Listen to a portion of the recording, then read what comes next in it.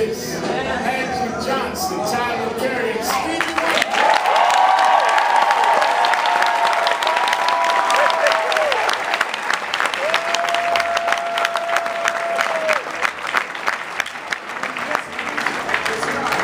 All over the country on Msnbc.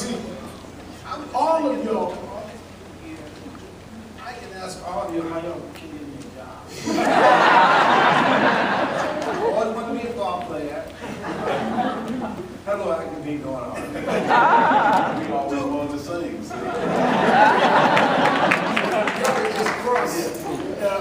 Do it for each other. Let me ask you something though. When people are seeing all this success, clearly all of it a result of the movement, and then the obligation that all of y'all have said tonight that we have to continue, whether it's in business, whether it's in artistry, whether it's in cinema business. But let me ask you something.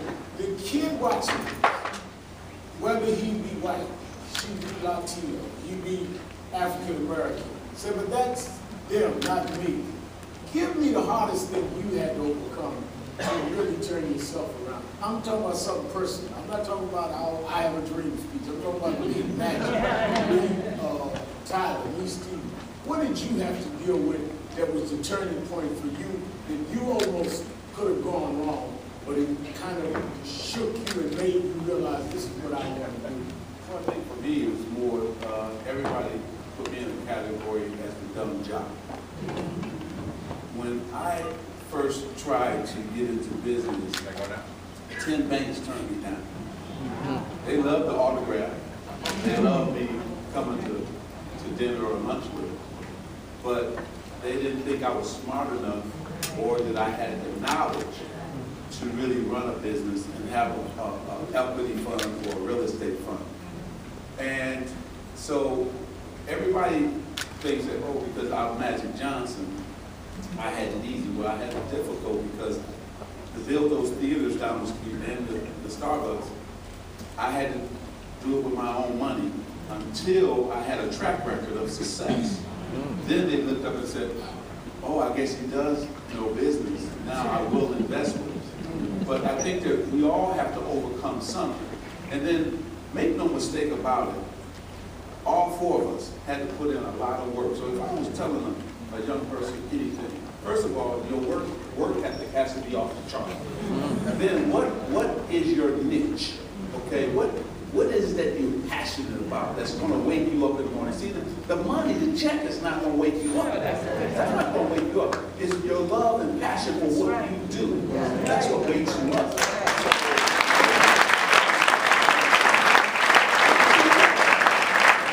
Put the time in and the effort into it, and then sacrifice the video game, sacrifice the party, the club.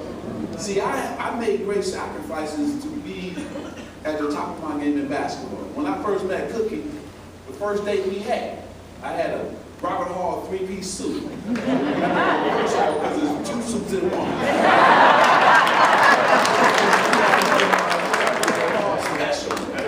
So when we went to dinner, I got back to the dorm. I said, go put your warm-up on. Okay. I went and put my warm-up on. I took her to the basketball court. 12 midnight. We shooting hoops. I said, I'm going to shoot, you going to rebound. That's when I knew that she was the right one.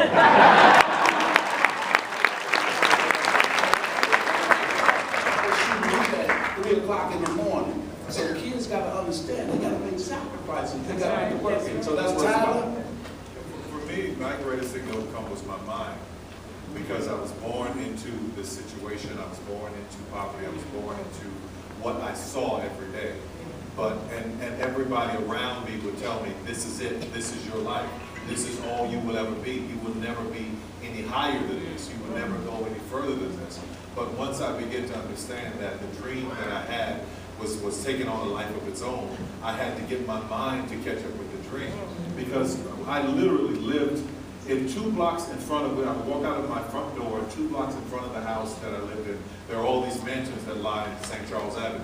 And 2 blocks behind me, literally, I had to go into school. So I had to walk through the graveyard walk through the projects to get to school. So I wanted what was in front of me. And when my mother would say, you can't do that, don't go there, don't go here, be in the house by night, don't stand over there, you know, it's white folks over there, don't go over there. It was where they come from. But so being a child, hearing all of that, it was my mind, and the thing that helped me to get was 3 little letters, why? When I would ask my mother why, she said, well, because you're poor. Oh, why can't I do that? Or because you're black. None of those things made sense to me. So it was my mind. Once I was able to get my mind and bring it under captivity and really believe that I could, everything else fell in place. So no matter what your situation looked like, I don't care how many kids are watching right now, I was there where you are. I was there with the bologna sandwiches, trying to get the butter.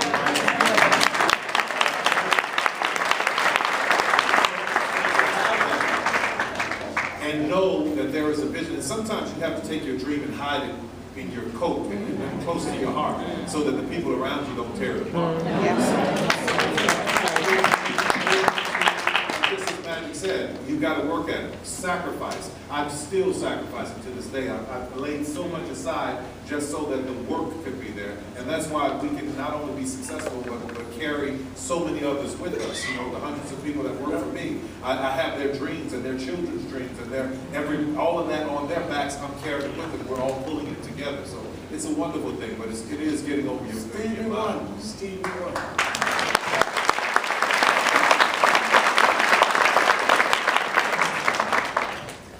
Well, for me,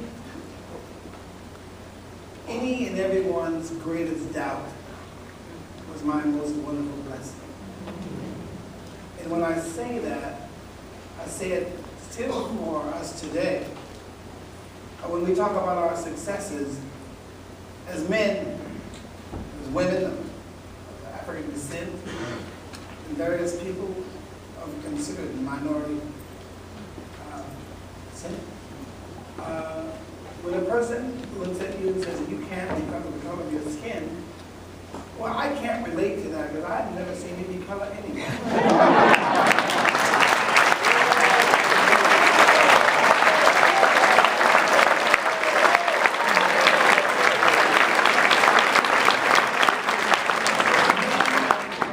That teacher who was singing from her heart, from the bottom of her heart, you know, you got to do this because you've got 3 strikes against you. Black, blind, and you're poor. Well, you know, those peanut butter and jelly sandwiches taste kind of good to me. And the whole thing of being blind, I've never seen, so I never understood what blind really meant. Well, black, even today, in this society, it seems to me people who are prejudiced based on color, ethnicity, it seems like they have a sickness that, you know, they need to get rid of, get over it, get it together.